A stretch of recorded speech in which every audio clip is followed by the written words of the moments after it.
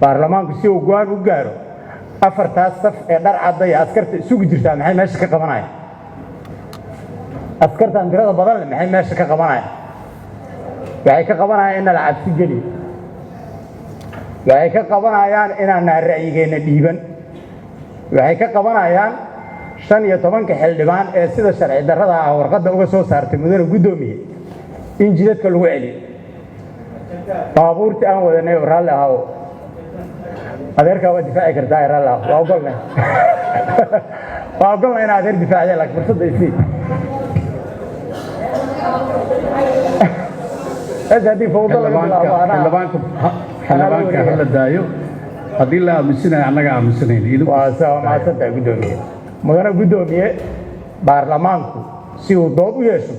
waa inuu noqdaa baarlamaanka inta carabiga taqaanaa sheegaya waxa la yiraahdaa al-baarlamaanu sayyida nafsihi asaga madax isu ah baarlamaanka saaka ay nabad sugiddu joogto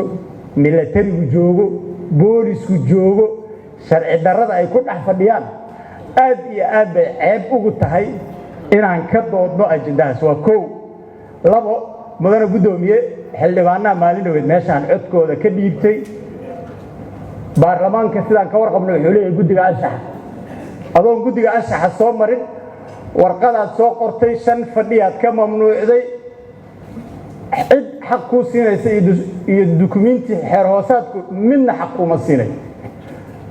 hadda marka iyo dan haddaan u imaado intaas haddaa iga ogolaato horta waxaa codsan lahaa ciidanka inaa baarlamaanka ka saarto xildhibaano badan oo cabsanaya jira anuu xoogaa waa iska ronahay oo waa soo biimeeyey si ay ra'yigooda u dhiibtaan nimankaa dhar caddaahoo meelaha fadhiya naga bixi horta waa codsi in laga yeelana waa rajaynaya haddii marka aan taas ka soo gudbo mudane gudoomiye mooshinkan saaka la keenay haddaan u soo laabto mooshinkan ciid waa ka baryaan maqli jira ama xarakatul madbuuc neefka markii la bireeyo xogaa wuxuu leeyahay marka u dambeeyo u istaagaa asaasilaad war neefkii manooli horta istaaggaasaan u arkaa meeshaana intaa isugu nimid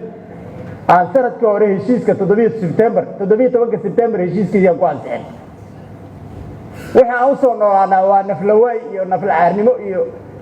dowlad goboleedkeena naf naga haysa iyo duruufna wada haysa marka waxaan isleeyahay waliba markaan wixii akhriyay oo gudoomiye akhriyay wax ku qoran lama arko annagoo ah xildhibaanada laga doodo doorashada ku qoran bis xogaa yaroo aayadda wax ku hoos qarsoon oo ah xogta banaanka taalo suuqa wuxuu yiri halayo waleed xameeye ilqod baad qabtaan yiri waana la xameeyo baarlamaanku extension buu rabaa la lahaa marka warka haduu yahay walaahi niyo doorashada aan ka doodno aan extension raadino haduu yahay inaa hataa xildhibaan jeeso warka akhriyo saaxiibkay hataa carabka kuma dhufanine waxaan isleeyahay doorashada dalkan subaxan meeshaan uga doodnay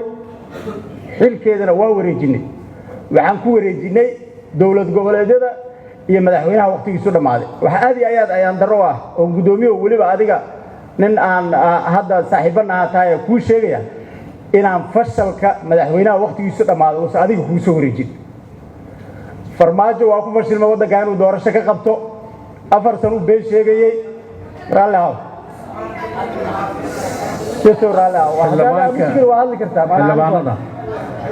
xildhibaanada anaga halkan waxaan u fadhinaa shaqadaan ay aragtaan inaad qabataan xildhibaanka la daayo taageerayaasha u badan xogaaga yar oo mucaaradka soo fakada hal dhigay madaxweynaha waqtigiisu dhamaaday teendadii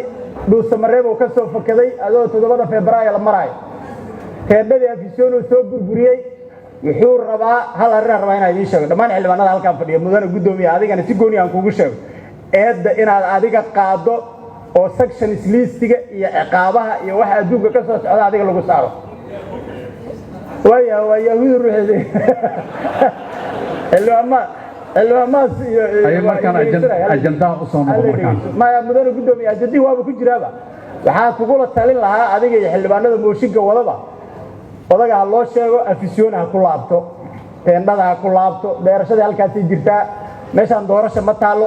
xilki waa wareejinay shaqada waa wareejinay taariikhda ay sheegi doonto marka waxaan rabaa inaan xildhibaanada hadda ka horna waa sheegay meeshaan ka sheegay waxaan dhahay farmaajo wuxuu ku qasbanaan doonaa ayadoo la leeyahay doorasho qof iyo cadaa la aadaya farmaajo wuxuu ku qasbanaan doonaa inuu dowlad goboleedyada la hadlo meeshaan ka sheegay mar labaad maanta waxaan rabaa inaan hortiina ka sheego dowlad goboleedyadu ku laaban doonaa kuraasteena iyo kulli waa laga arrimin doonaa waxba xoogaa moogtaa nin baa hadda ka hor waxaa la yidhi nin buu la dirirayo marka wuxuu yidhi war ninka yaa biray jira bir naceba hadda bir naceebka intaa iska daydaan dadka qaarna kuraas waa soo helayaan dadka qaarna waa soo weynayaan kuwan ku ogine aad iyo aad baa u mahadsantihiin gudoomiye waa mahadsantahay Premier Wallet waa application cusub oo uu kuu keenay Premier Bank faa'iidooyinka Premier Wallet waxaa ka mid ah waad iska diiwaangelin kartaa adigoo jooga goobtaada dadkaan account-ka ku lahayn bangiga Premier waa ay iska diiwaangelin karaan Premier Wallet dukaamada iyo ganacsiyada kala duwan ayaad wax uga iibsan kartaa lacagaha waxbarashada caafimaadka korontada ayaad ku bixin kartaa lacag ayaad u diri kartaa qof kale laguguna soo diri karaa si fudud account-kaaga iyo Mastercard-kaaga Premier Bank ayaad ku xiran kartaa kana maamulan kartaa